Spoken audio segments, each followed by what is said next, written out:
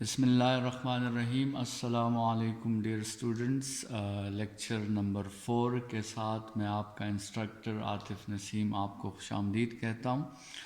Students, work का chapter हमने start किया हुआ है, चैप्टर नंबर 4, और इस चैप्टर में हम वर्क पे बात कर चुके हैं फुल डिटेल में। वर्क की हमने डिफिनीशन की, मैथमेटिकल फॉर्म्स डिस्कस किए, प्रॉपर्टीज़ डिस्कस की, साइन कन्वेंशंस डिस्कस किए, प्रोपोर्शनैलिटीज़ हमने डिस्कस किए, work done by constant force और work done by variable force के लिए हमने डिस्कशन की।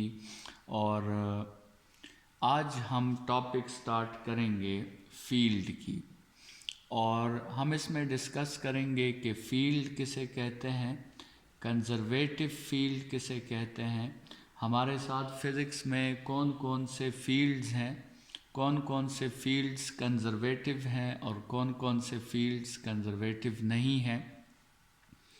और फिर हम ग्रेविटेशनल फ़ील्ड डिस्कस करेंगे, और ग्रेविटेशनल फ़ील्ड डिस्कस करने के बाद हम ये प्रूफ करेंगे कि gravitational field is actually a conservative field. तो स्टार्ट लेते हैं स्टूडेंट्स लेक्चर नंबर 4 का, और स्टार्ट करते हैं, डिफाइन करते हैं कि व्हाट इज़ अ फील्ड। तो स्टूडेंट्स, सबसे पहली बात ये है कि field is a 3D region. Field is a 3D region where a body can influence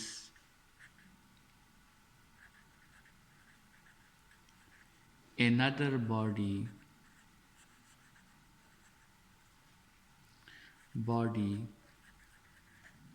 by a field force।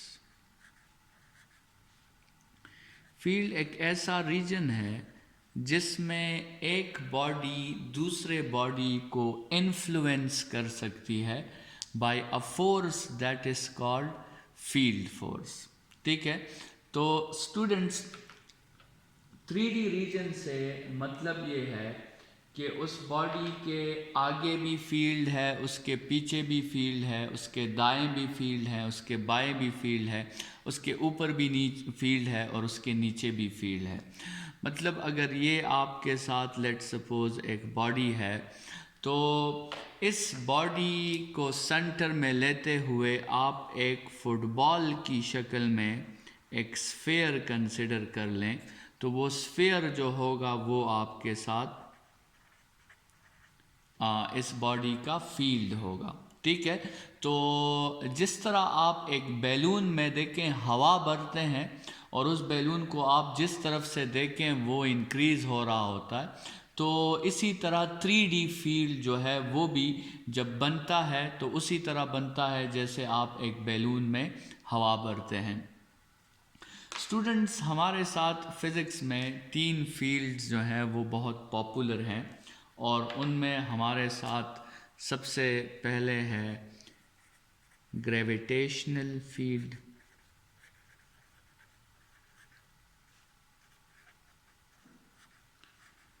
दूसरे नंबर पे हमारे साथ है इलेक्ट्रिक फील्ड,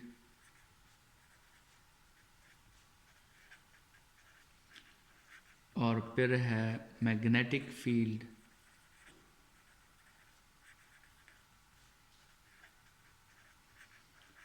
और फिर इलेक्ट्रिक और मैग्नेटिक का एक कम्बिनेशन है जिसको हम कहते हैं इलेक्ट्रोमैग्नेटिक फील्ड। स्टूडेंट्स, इन हर फील्ड में अपना एक फोर्स पाया जाता है जिसको हम फील्ड फोर्स कहते हैं। जैसे ग्रेविटेशनल फील्ड में ग्रेविटेशनल फोर्स होगा, इलेक्ट्रिक फील्ड में इलेक्ट्रिक फोर्स होगा जिसे हम कूलम फोर्स भी कहते हैं, मैग्नेटिक फील्ड में मैग्नेटिक फोर्स होगा, और इलेक्ट्रोमैग्नेटिक फील्ड में इलेक्ट्रोमैग्नेटिक फोर्स होगा। तो इन सब को हम फील्ड फोर्स का नाम देते हैं, और फील्ड फोर्स का अपना एक काम होता है जिसको हम आगे डिस्कस करेंगे। लेकिन फील्ड फोर्स का काम ये होता है कि बॉडी को ज़ीरो पोटेंशियल पे लाया जाए। तो इस फील्ड फोर्स का जो एम है, इस फील्ड फोर्स का जो मकसद है, उस मकसद पे फिर हम पोटेंशियल एनर्जी में बात करेंगे। तो फ़िलहाल तो आपके साथ ये 4 बहुत इम्पॉर्टेंट फील्ड्स हैं फ़िज़िक्स के, और यहाँ पे हमारा काम जो है वो मेनली ग्रेविटेशनल फील्ड और ग्रेविटेशनल फोर्स के साथ है। तो स्टूडेंट्स, फील्ड को तो हमने डिफ़ाइन कर दिया। अभी हम इस तरह करते हैं कि ग्रेविटेशनल फील्ड को डिफ़ाइन कर लेते हैं कि what is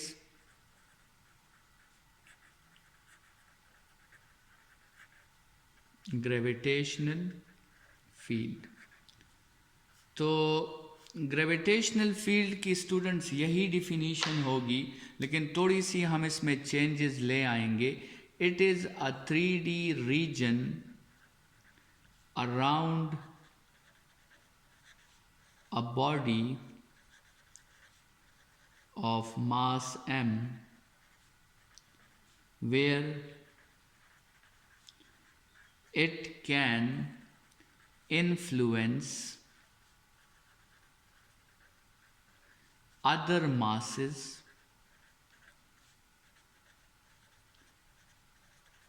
by a gravitational force। आप देख सकते हैं उस जनरल डिफिनीशन में और इस पार्टिकुलर डिफिनीशन में हमने कौन कौन से वर्ड्स जो हैं वो चेंज कर दिए हैं। फील्ड फोर्स की जगह हमारे साथ ग्रेविटेशनल फोर्स आ गया है, और बॉडी की जगह हमारे साथ मास आ गया है। ठीक है, so this is called gravitational field.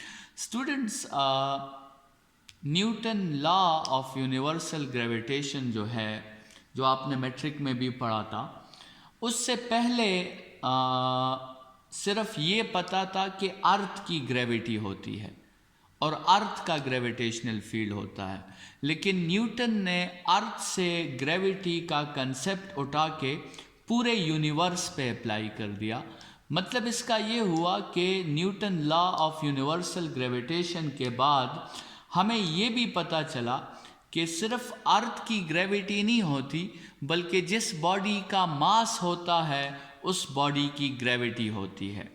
हमारी और आपकी भी ग्रेविटी है, एक टेबल की भी अपनी ग्रेविटेशनल फील्ड होती है, एक चेयर की भी अपनी ग्रेविटेशनल फील्ड होती है, एक मॉलिक्यूल और एक एटम की भी अपनी ग्रेविटेशनल फील्ड होती है। और उस फील्ड में जब दूसरी बॉडी एंटर हो जाती है तो फिर वो पहली वाली बॉडी इस दूसरी बॉडी पर फोर्स अप्लाई करता है। यही तो फील्ड की डिफिनीशन है।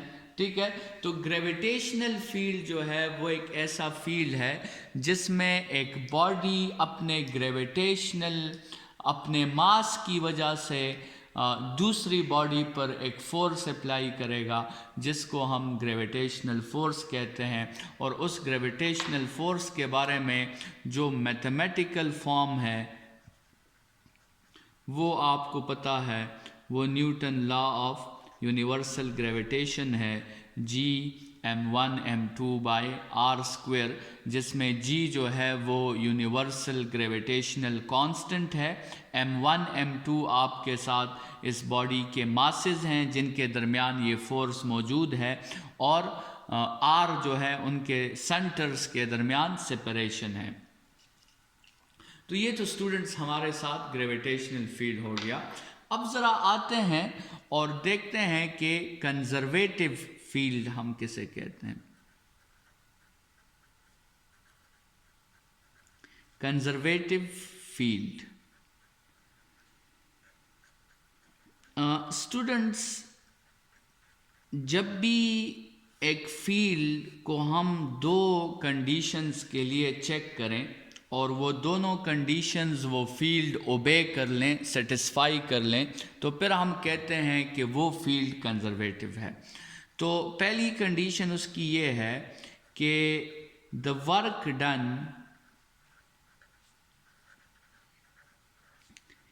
in that field must be path independent।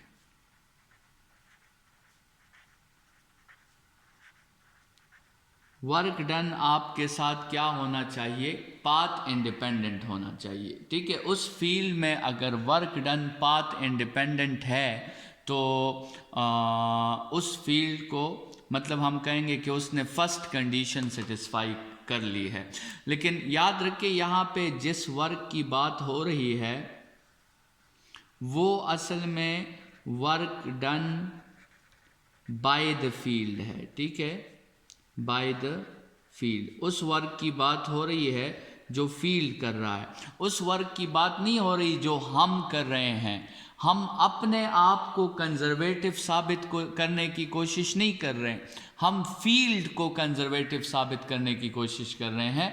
तो हम वो वर्क कंसिडर करेंगे जो फील्ड करेगा, हम जो वर्क कंसिडर कर रहे हैं वो हम कंसिडर नहीं करेंगे। ये बात जहन में रखें। तो कंजर्वेटिव फील्ड की पहली कंडीशन ये है कि आपके साथ वर्क डन उस फील्ड में, वो वर्क डन जो फील्ड कर रहा है वो वर्क डन आपके साथ पाथ इंडिपेंडेंट हो। मतलब स्टूडेंट्स कहने का ये है कि अगर एक बॉडी को आप ए से बी की तरफ लेना चाहें और आप इसको लेट सपोज पहले इस पाथ से ले आते हैं और दूसरी दफ़ा आप इसको इस पाथ से ले आते हैं, लेकिन आप इसे पॉइंट बी तक पहुंचा देते हैं। ठीक है, तो जाहिरी बात है कि दोनों केसेस में हम जो वर्क कर रहे हैं वो डिफरेंट हो सकता है। हो सकता है शॉर्टेस्ट पाथ में हमारी एनर्जी कम ज़ाया हो, हम थोड़ा वर्क करें, और हो सकता है इस लॉन्गेस्ट पाथ में हमारी एनर्जी ज़्यादा ज़ाया हो और हम ज़्यादा वर्क करें, वो अलग बात है। लेकिन अगर फील्ड जो वर्क कर रहा है इस बॉडी पर, ठीक है, अगर वो पाथ इंडिपेंडेंट हो तो उसका मतलब ये होगा कि इस पाथ से फील्ड ने जितना वर्क किया और इस दूसरे पाथ से फील्ड ने जितना वर्क किया वो आपके साथ दोनों फिर सेम आएंगे।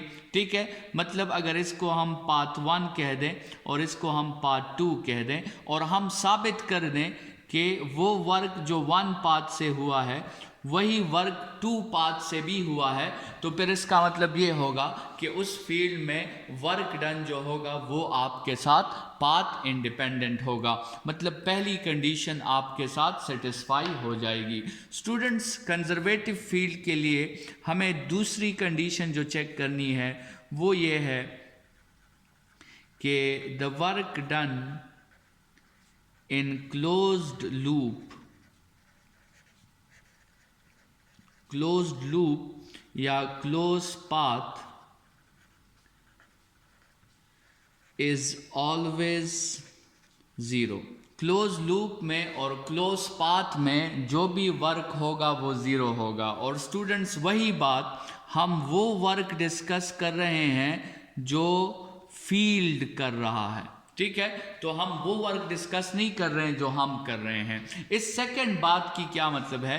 सेकंड बात की का मतलब जो है वो ये है कि लेट सपोज एक बॉडी को आप पॉइंट ए से लेट सपोज लेके गए, लेकिन उसे आप वापस जो है वो पॉइंट ए तक ले आए। ठीक है, तो इस केस में फील्ड जो वर्क करेगा, फील्ड जो टोटल ओवरऑल वर्क करेगा वो क्या होगा? वो ज़ीरो होगा।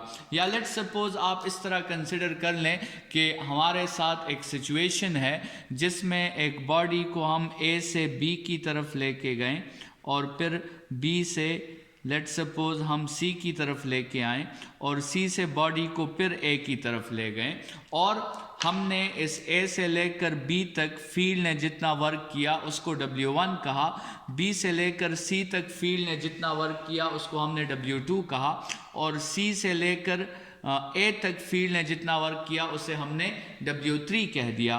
तो स्टूडेंट्स, इन सब वर्क्स को जब हम प्लस करेंगे जो इन फील्ड्स ने किए हैं, हम अपने वर्क की बात नहीं कर रहे हैं, हम फील्ड के वर्क की बात कर रहे हैं। तो इन वर्क का जो टोटल ओवरऑल इफेक्ट होगा वो हमेशा हमारे साथ ज़ीरो होगा। ठीक है, तो अगर ये दो बातें स्टूडेंट्स किसी फील्ड के लिए हम साबित कर दें, पहली बात कि the work done in that field is path independent, दूसरी बात the work done in close loop और close path is always zero. और क्लोज लूप और क्लोज पाथ उसे कहते हैं कि जिस पॉइंट से आपने स्टार्ट लिया है आप वापस उसी पॉइंट पे आके रुक जाएं, तो इसको हम क्लोज लूप या क्लोज पाथ कहते हैं। और अगर क्लोज लूप में वर्क ज़ीरो हो और साथ में वर्क इंडिपेंडेंट भी हो तो स्टूडेंट्स फिर हम कहते हैं कि वो फील्ड जो है आपके साथ एक कंजर्वेटिव फील्ड है। तो स्टूडेंट्स अभी जैसे हमने कहा कि हमने ये बात साबित करनी है कि आपके साथ ग्रेविटेशनल फील्ड जो है वो असल में एक कंजर्वेटिव फील्ड है। तो उसकी तरफ बढ़ते हैं और ग्रेविटेशनल फील्ड के लिए ये दोनों बातें प्रूफ करते हैं कि ग्रेविटेशनल फील्ड असल में एक कंजर्वेटिव फील्ड है। तो हमने अभी जो हेडिंग देना है वो ये होगा कि ग्रेविटेशनल फील्ड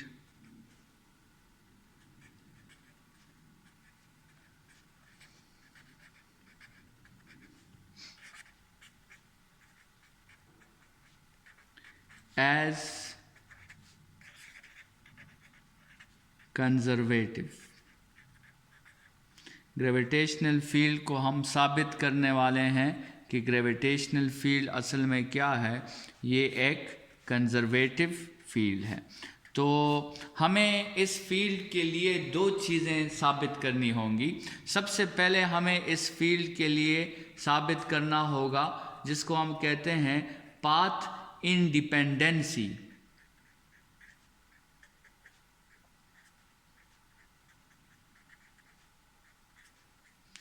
हम ये साबित करेंगे कि ग्रेविटेशनल फील्ड जो है वो आपके साथ उसका जो वर्क होता है वो पाथ पर डिपेंड नहीं करता। तो ये पहली बात हमने प्रूव करनी है कि ग्रेविटेशनल फील्ड में जो वर्क ग्रेविटेशनल फोर्स करता है वो वर्क आपके साथ हमेशा पाथ इंडिपेंडेंट होता है और वो वर्क पाथ पर डिपेंड नहीं करता हमारे साथ। तो स्टूडेंट्स एक डायग्राम ले लेते हैं और उस डायग्राम के हेल्प से हम एक बॉडी को पॉइंट ए से पॉइंट बी तक पहुंचाएंगे, लेकिन दो डिफरेंट रास्तों से हम उसे पहुंचाएंगे। और स्टूडेंट्स फिर उन दोनों रास्तों का हम वर्क फाइंड करेंगे और फिर देखेंगे कि वो वर्क इक्वल है या नहीं है। ठीक है, अगर ग्रेविटेशनल फील्ड एक कंजर्वेटिव फील्ड है तो फिर तो स्टूडेंट्स उन दोनों वर्क्स को इक्वल होना चाहिए, और अगर ग्रेविटेशनल फील्ड एक कंजर्वेटिव फील्ड नहीं है तो फिर उन दोनों वर्क्स को इक्वल नहीं होना चाहिए।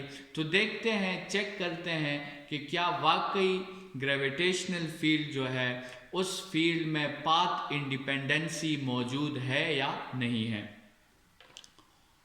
तो स्टूडेंट्स डायग्राम हमारा कुछ इस तरह है कि लेट्स सपोज आपके साथ एक बॉडी है पॉइंट ए पे और आप उस बॉडी को पॉइंट ए से पहुंचाना चाहते हैं पॉइंट सी तक। ठीक है, आप उस बॉडी को पॉइंट ए से पॉइंट सी की तरफ पहुंचाना चाहते हैं। तो आप अपने लिए दो पाथ्स जो है वो डिफाइन कर लें। पहला पाथ जो आपने डिफाइन किया है वो डायरेक्टली फ्रॉम ए टू सी है। ठीक है, ये पहला पाथ हो गया कि आप बॉडी को डायरेक्टली ए से सी की तरफ ले जाएं। और दूसरा पाथ जो आप डिफाइन करने वाले हैं वो कुछ इस तरह डिफाइन कर लें कि पहले बॉडी को हॉरिजेंटली ए से बी की तरफ लेके आएं और फिर बॉडी को वर्टिकली सी की तरफ लेके जाएं।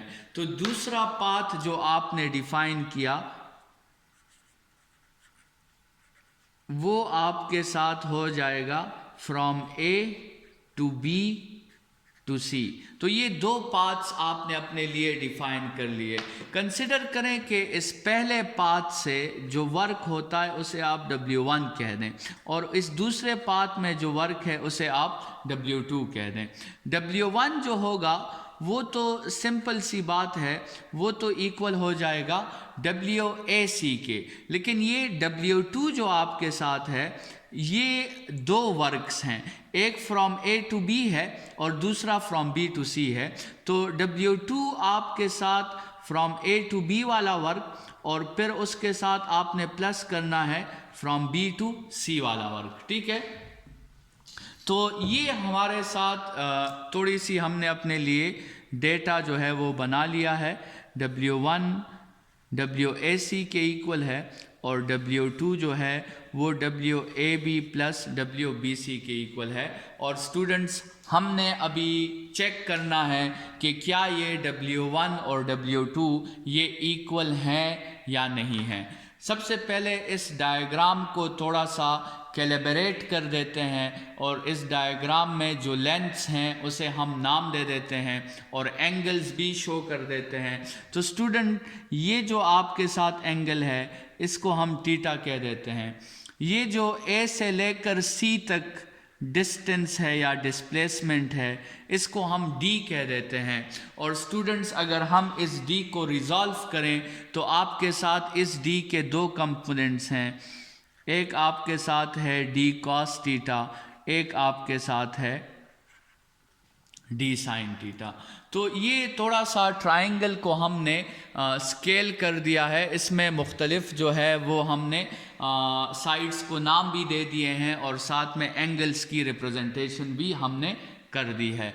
स्टूडेंट्स अभी जो है हम वन बाय वन पाथ, ये पहला पाथ जो हमने लिया है उसका वर्क फाइंड करते हैं और जो दूसरा पाथ हमने लिया है उसका वर्क फाइंड करते हैं। तो सबसे पहले ऐसे करते हैं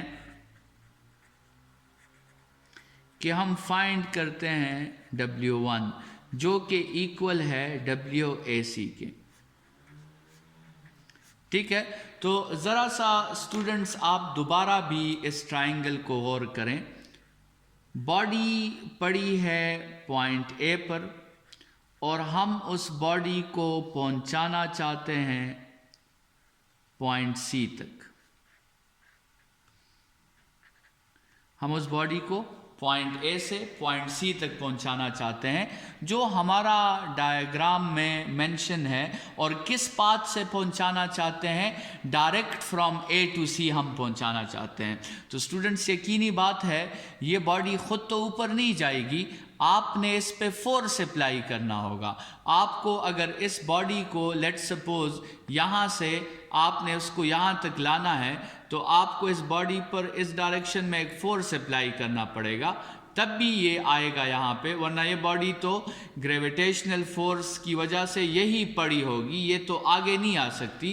तो ज़रूरी सी बात है, कॉमन सेंस की बात है कि जब बॉडी को आप ए से सी तक पहुँचाने के लिए इसे आप ये डिस्प्लेसमेंट दोगे डी, तो ये डिस्प्लेसमेंट तो बॉडी खुद नहीं करेगी, आपने इस पे फोर्स अप्लाई करना होगा। लेकिन स्टूडेंट्स याद रखें, हम अपना फोर्स या अपना वर्क फाइंड नहीं कर रहे, हम वो वर्क फाइंड कर रहे हैं जो ग्रेविटेशनल फोर्स की वजह से हो रहा है। तो स्टूडेंट्स इसमें कोई शक नहीं है कि हमारे फोर्स की डायरेक्शन तो ऐसे होगी,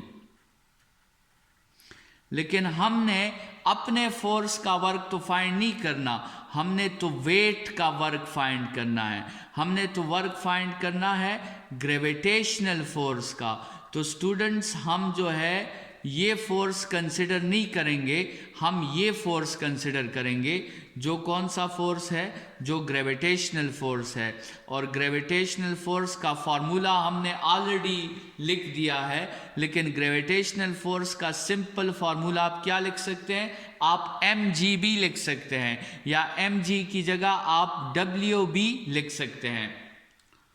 लेकिन W हम यहाँ पे नहीं लिखेंगे।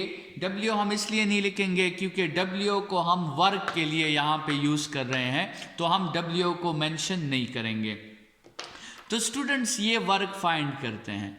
W1 जो है या आपके साथ जो WAC है ये फाइंड करते हैं। स्टूडेंट्स आपको पता है पिछले टॉपिक से कि वर्क हमने डिफाइन किया था कि it is the dot product of force and displacement, the dot product of force and displacement। Students इसको अगर आप ओपन करें तो ये आपके साथ फार्मूला ऑलरेडी आपने पढ़ा है, FD cos थीटा आपने पढ़ा है। अच्छा स्टूडेंट्स यहाँ पे F की जगह हम क्या मेंशन करेंगे? F की जगह हम अपना फोर्स नहीं लेंगे, बल्कि F की जगह हम लेंगे mg। डिस्प्लेसमेंट की जगह हम क्या मेंशन करेंगे, वो ये डिस्प्लेसमेंट है जो बॉडी ने किया है, तो उसकी जगह हम d लिख देंगे और साथ में cos स्टूडेंट्स थीटा की जगह हम क्या पुट करेंगे, सोचें। थीटा की जगह हम ये एंगल पुट करें, ये वाला थीटा जो है, या हम ये एंगल पुट करें। ज़रा सा आप सोचें कि हम कौन सा एंगल पुट करें। देखें ये जो एंगल है ये तो थीटा है, ठीक है, लेकिन असल में देखें ये जो एंगल है ना, it is between force and displacement. तो डिस्प्लेसमेंट तो देखिए इस डायरेक्शन में है और फोर्स डाउनवर्ड है, तो आपने तो वर्क के फार्मूला में ये पूरा एंगल पुट करना है। अभी आप खुद सोचें स्टूडेंट्स, ये एंगल कितना है, ये 90 है, और वो ऊपर वाला एंगल कितना है, वो थीटा है। तो यहाँ पे हमारे फोर्स और डिस्प्लेसमेंट के दरमियान जो एंगल बन रहा है वो बन जाएगा 90 प्लस थीटा। ठीक है स्टूडेंट्स, 90 ये एंगल हो गया और थीटा आपके साथ ये एंगल हो गया, तो टोटल एंगल आपके साथ क्या बन गया, टोटल एंगल आपके साथ 90 प्लस थीटा के इक्वल होता है। स्टूडेंट्स यहाँ पे हम एक ट्रिग्नोमेट्रिक फॉर्मूला यूज कर रहे हैं जिसको शायद आपने पढ़ा हो मैट्रिक में, कंप्लीमेंट्री फार्मूलाज उसे कहते हैं, कंप्लीमेंट्री फार्मूलाज। और वो फार्मूला ये है कि ये cos 90 प्लस थीटा जो होता है ये इक्वल होता है माइनस साइन थीटा के। तो हम यहाँ पे ट्रिग्नोमेट्री का एक फार्मूला यूज़ कर रहे हैं। आपने अगर ये पढ़ा नहीं है तो आपको ये बाय फेथ लेना होगा कि cos 90 प्लस थीटा आपके साथ माइनस साइन थीटा के इक्वल होता है। तो W1 आपके साथ आ जाएगा mgd और साथ में आ जाएगा माइनस साइन थीटा। तो ये W1 आपके साथ आ जाएगा माइनस mgd साइन थीटा।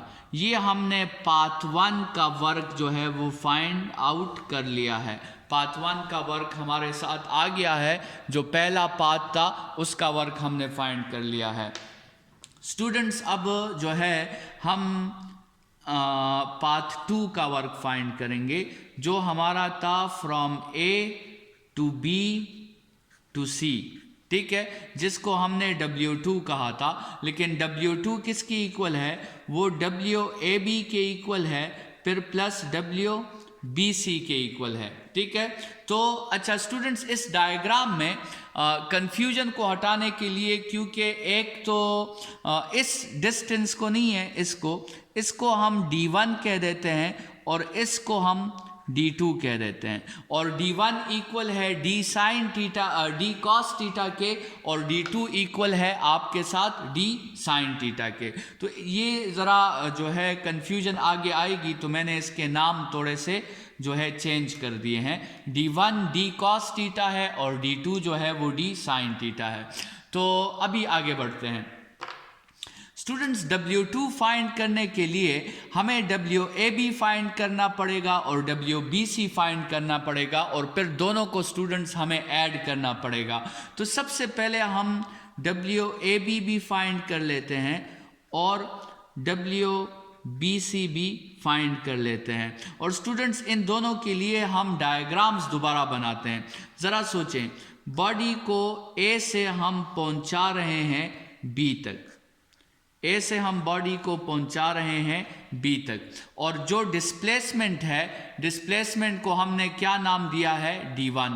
तो डिस्प्लेसमेंट को हम नाम दे देते हैं D1, और हमने यकीनन अपना फोर्स इसी डायरेक्शन में अप्लाई किया होगा, लेकिन हम तो अपना फोर्स कंसिडर नहीं कर रहे, हम तो जो फोर्स कंसिडर कर रहे हैं वो क्या है, वो mg है, ठीक है स्टूडेंट्स। अच्छा, और इसी तरह इसका डायग्राम भी हम बना लेते हैं। WBC में बॉडी जो है वो B पे पड़ी है और हम उसको B से ले जाना चाहते हैं C पर, और इस डिस्प्लेसमेंट को हमने d2 का नाम दिया है। और स्टूडेंट्स इसमें कोई शक नहीं है कि बॉडी को ऊपर ले जाने के लिए आपने फोर्स ऊपर ही अप्लाई करना होगा, लेकिन हम तो अपने फोर्स का वर्क फाइंड नहीं कर रहे, हम तो वर्क फाइंड कर रहे हैं किसका, mg का, हम तो वर्क फाइंड कर रहे हैं वेट का।